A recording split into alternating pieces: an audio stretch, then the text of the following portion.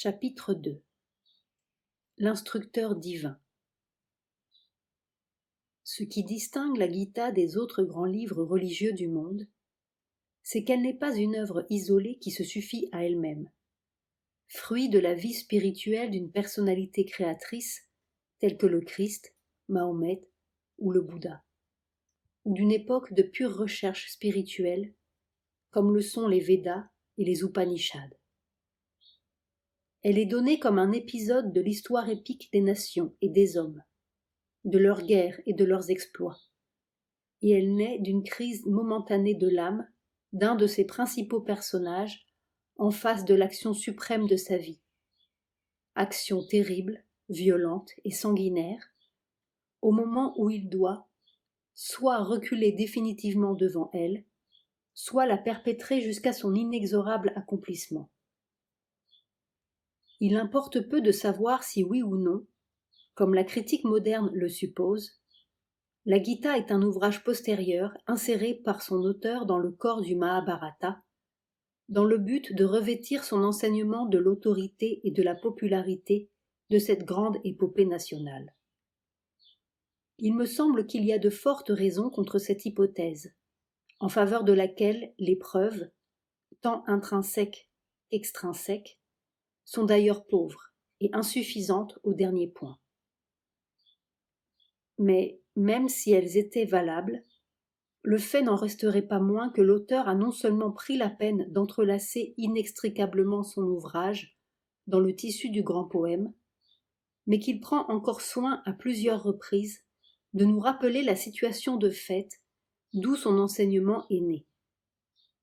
Il y revient d'une façon marquée, non seulement à la fin, mais encore au milieu de ses plus profonds exposés philosophiques.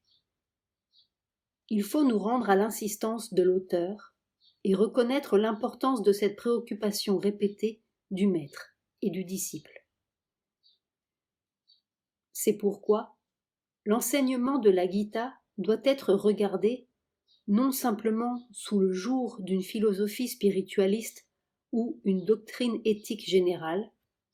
mais comme ayant rapport à une crise réelle dans l'application à la vie humaine de l'éthique et de la spiritualité. Ce que représente cette crise, la signification de la bataille de Kurukshetra et son effet sur l'être intérieur d'Arjuna, voilà ce qu'il nous faut d'abord déterminer, si nous voulons saisir l'intention centrale des idées de la Gita. Il est bien évident que le corps du plus profond enseignement ne peut être construit autour d'un événement ordinaire qui, derrière son aspect extérieur et superficiel, ne recèlerait pas un abîme de profondes suggestions et de périlleuses difficultés, et pour lequel suffirait aisément l'application des règles ordinaires et courantes de la pensée et de l'action. Il y a en fait 3 points de la Gita qui ont une signification spirituelle, presque symbolique et typique des rapports et des problèmes les plus profonds de la vie spirituelle et de l'existence humaine en sa racine. Ce sont la divine personnalité de l'instructeur, ses relations caractéristiques avec son disciple et l'occasion de son enseignement. L'instructeur est Dieu lui-même fait homme. Le disciple est, pour user du langage moderne, l'homme le plus représentatif de son temps, ami très cher de l'avatar et son instrument choisi, son protagoniste dans une œuvre et un combat immense, dont le secret des saints, ignoré des acteurs, est connu seulement du Dieu incarné qui dirige toute chose de derrière le voile de son insondable esprit de sagesse. L'occasion est la crise violente de cette œuvre et de cette lutte, au moment où l'angoisse, la difficulté morale et l'aveugle violence de leurs mouvements apparents s'imposent, avec le choc d'une visible révélation, à l'esprit de leur homme représentatif, et soulèvent la question entière de la signification de Dieu dans le monde et celle du but, de l'objet et du sens de la vie et de la conduite de l'homme. Depuis les temps anciens, l'Inde a conservé avec force la foi dans la réalité de l'avatar, descente dans la forme, révélation de la divinité dans l'homme. En Occident, cette foi n'a jamais marqué vraiment l'esprit de son sceau, parce qu'elle lui a été présentée par le christianisme exotérique comme un dogme théologique sans fondement dans la raison, dans la conscience générale et dans l'attitude adoptée à l'égard de la vie. Aux Indes, en revanche, elle a grandi, s'est maintenue comme un résultat logique des vues védantiques sur la vie et a pris définitivement racine dans la conscience de la race. Toute existence est une manifestation de Dieu parce qu'il est la seule existence, et que rien n'existe qui ne soit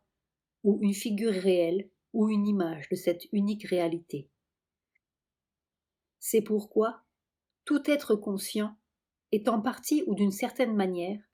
une descente de l'infini dans le fini apparent du nom et de la forme. Mais c'est là une manifestation voilée,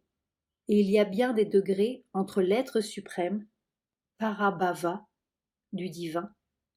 et dans le fini, la conscience obscurcie partiellement ou totalement par l'ignorance du moi. L'âme consciente incarnée, Dehi, est une étincelle du feu divin, et cette âme dans l'homme s'ouvre à la connaissance d'elle-même, à mesure que, sortant de l'ignorance de soi, elle se développe en un être conscient. De même, le divin, qui se répand dans les formes de l'existence cosmique, se révèle ordinairement par la floraison de ses puissances, par les énergies et les grandeurs de sa connaissance, de son amour, de sa joie, de sa force d'être développée, Vibhuti, par les degrés et les aspects de sa divinité.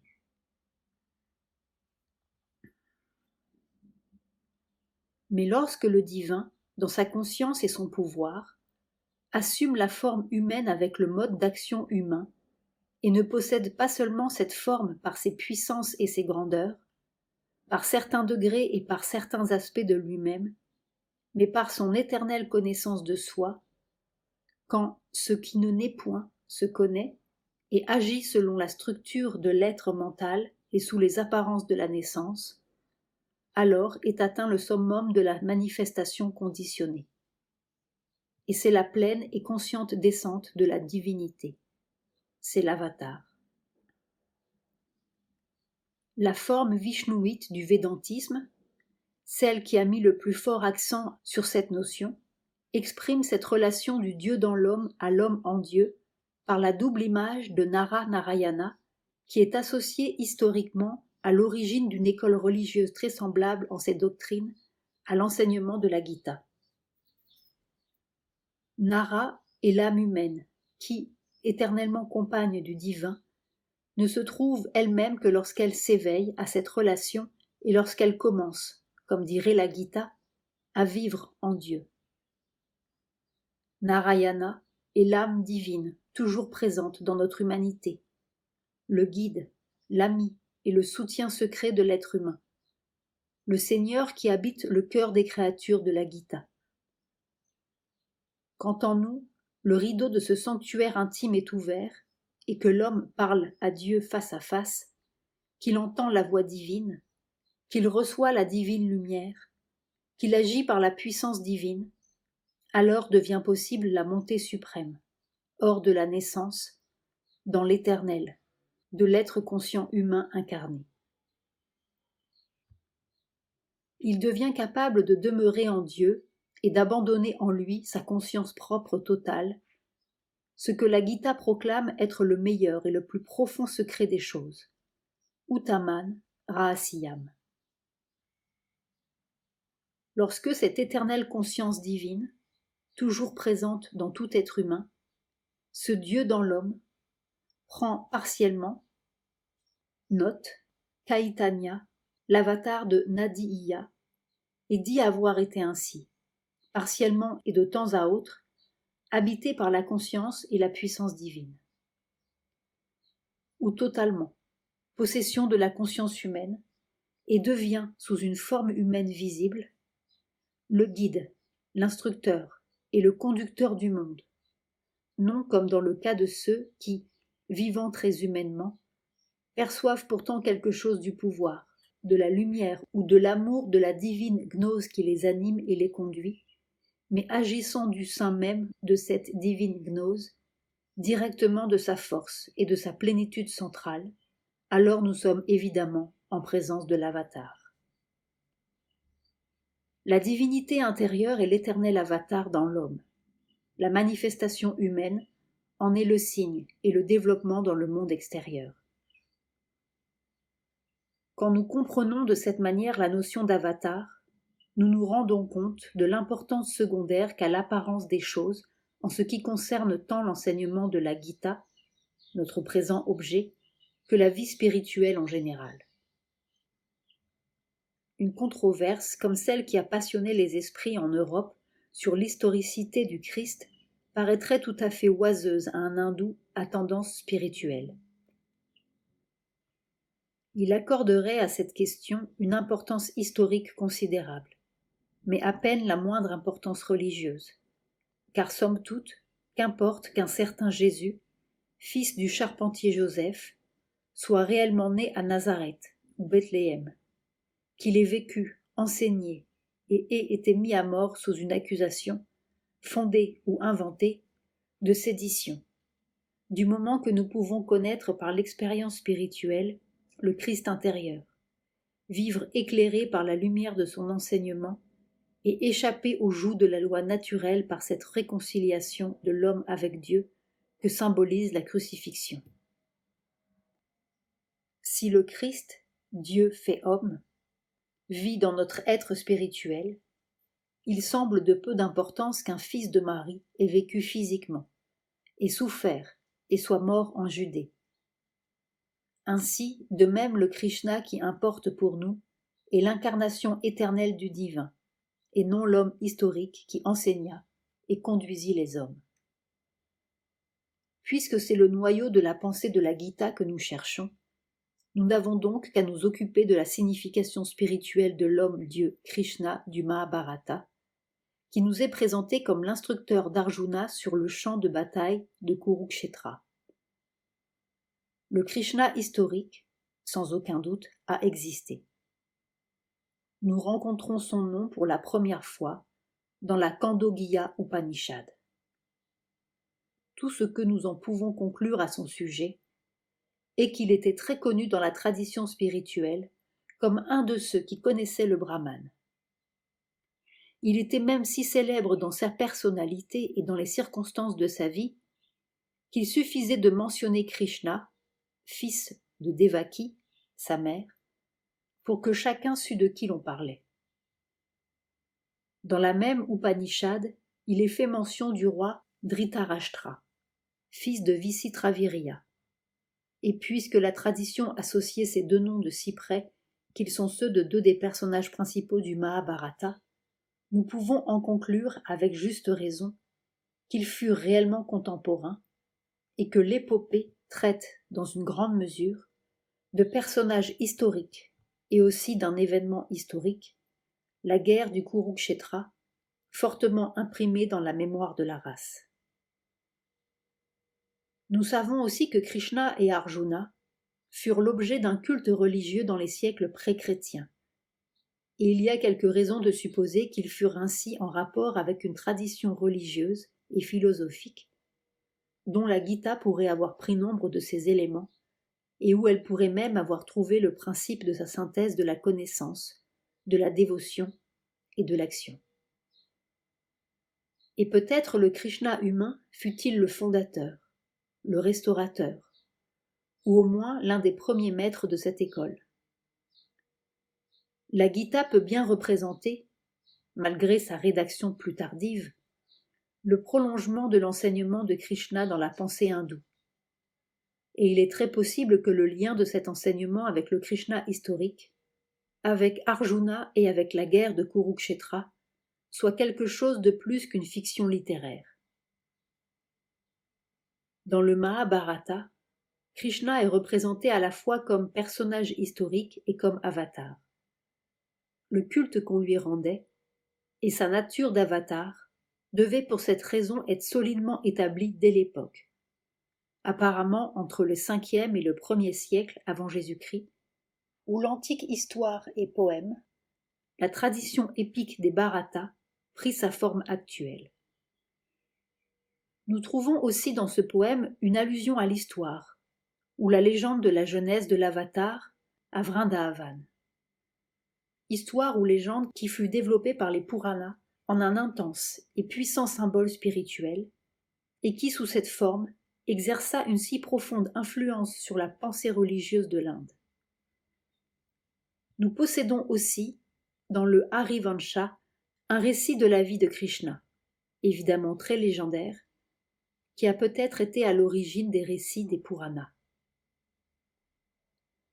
Mais tout cela, quoique d'une grande importance historique,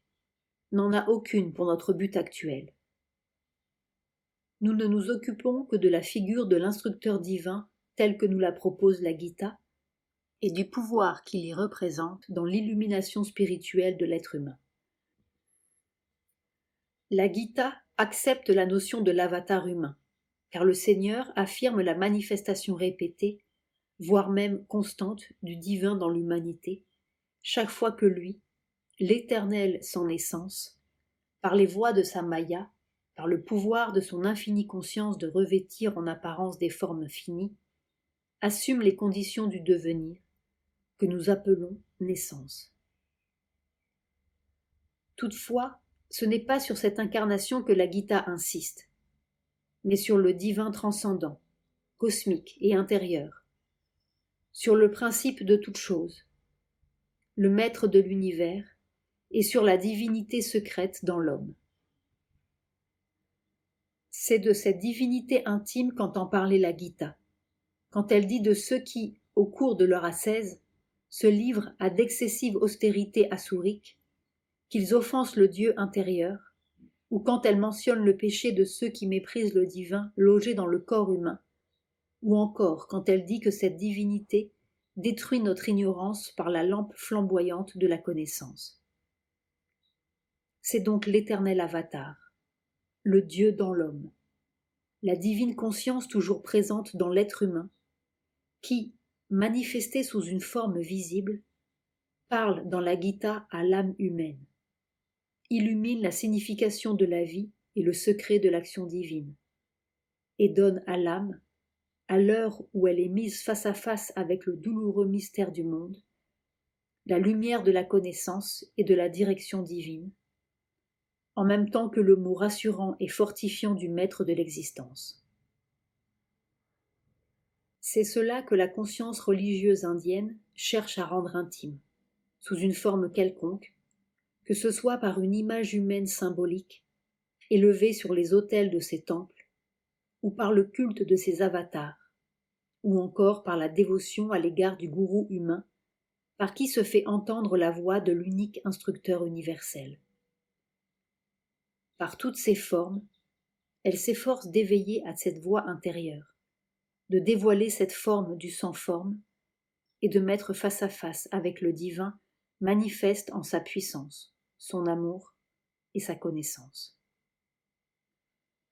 En second lieu, nous trouvons dans la Gita la signification typique, presque symbolique du Krishna humain, qui commande la grande action du Mahabharata, non comme son héros, mais comme son centre secret et son guide caché. L'action de ce drame est l'action de tout un monde d'hommes et de nations. Certains sont venus pour se joindre à un effort dont le succès ne leur sera personnellement d'aucun profit, et pour cela il est un chef. D'autres sont venus pour s'y opposer, et pour ceci il est un adversaire, celui qui déjoue leurs desseins et qui les met à mort. Et à quelques-uns d'entre eux, il semble même être l'instigateur de tout mal, le destructeur de l'ordre ancien, de leur monde familial, des valeurs admises et sûres de vertu et de bien moral. Certains sont représentatifs de ce qui doit être accompli, et pour eux, il est le conseiller, l'aide, l'ami. Lorsque l'action poursuit son cours naturel, ou lorsque les ouvriers de l'œuvre ont à souffrir des mains de ses ennemis, ou à endurer les épreuves qui les préparent à la maîtrise, l'avatar est invisible ou n'apparaît qu'occasionnellement pour porter aide et réconfort. Mais à chaque moment critique, sa main se fait sentir, de telle manière cependant